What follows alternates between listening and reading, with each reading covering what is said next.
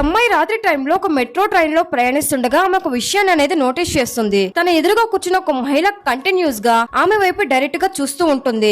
ఆ మహిళ ఇద్దరు వ్యక్తుల మధ్య కూర్చొనుంది. అమ్మాయి ఆ చూపును పడుచుకోకుండా అటు ఇటు చూస్తున్నా ఇంకా ఆ మహిళ మాత్రం కన్నార్పకుండా అమ్మాయి వైపు చూస్తూ ఉంటుంది. దాంతో ఆమెకు భయంగా అనిపించడం స్టార్ట్ అవుతుంది. ఇంతలో ట్రెంచ్ కోట్ ధరించిన ఒక పొడవాటి వ్యక్తి లోపలికొచ్చి అమ్మాయి పక్కనే కూర్చున్నాడు. కానీ ఆ ఎదురుగా ఉన్న మహిళ మాత్రం అతని వైపు చూడలేదు. ఆమె కళ్ళు ఇంకా తన ఎదురుగా కూర్చున్న అమ్మాయి వైపే నిలిచిపోయాయి. ఎదురుగా ఉన్న మహిళ పూర్తిగా కదలకుండా కూర్చోనుంది. కానీ ఆ మహిళ పక్కన కూర్చున్న ఇద్దరు వ్యక్తులు ఒక్కసారి కూడా తన వైపు చూడలేదు. ఆ అమ్మాయి ఆ చూపుని పడుచుకోకుండా తన ఫోన్ వైపు చూడడానికి ట్రై చేస్తుంది. కానీ ప్రతిసారి పైకి చూసినప్పుడు ఆ మహిళ కళ్ళు కదలకుండా తన వైపే చూస్తూనే ఉన్నాయి. ఈలోగా వేరే స్టేషన్ లో ఆగడానికి ట్రైన్ నెమ్మదించడం మొదలైనప్పుడు ఆ ట్రెంచ్ కోట్ వేసుకున్న వ్యక్తి దిగడానికి లేచాడు.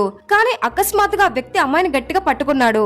ట్రైన్ డోర్స్ తెచ్చుకున్న వెంటనే అతను అమ్మాయిని రైలు నుంచి బయటకు లాగేశాడు. వెంటనే డోర్స్ కూడా క్లోజ్ అయిపోయాయి. సబ్బే రైలు అక్కడి నుంచి వెళ్లిపోయింది. అమ్మాయి అపరిచితుడితో కలిసి ప్లాట్ఫారం పై ఒంటరిగా మిగిలిపోయింది. ఏం జరుగుతుందో అర్థం కాక ఆమె కేకలు వేయగా ఆ వ్యక్తి శాంతించండి, భయపడకండి, జస్ట్ ఇప్పుడే నేను మీ ప్రాణాన్ని కాపాడానంటాడు. మిమ్మల్ని ఆ రైలు నుంచి తప్పించాల్సి వచ్చింది ఎందుకంటే మీ ఎదురుగా కూర్చున్న మహిళ చనిపోయింది. తన పక్కన కూర్చున్న ఇద్దరు వ్యక్తులు ఆమె శరీరాన్ని పట్టుకొని కూర్చోబెట్టారని చెప్పాడు. ఇది రియల్ గా జరిగింది.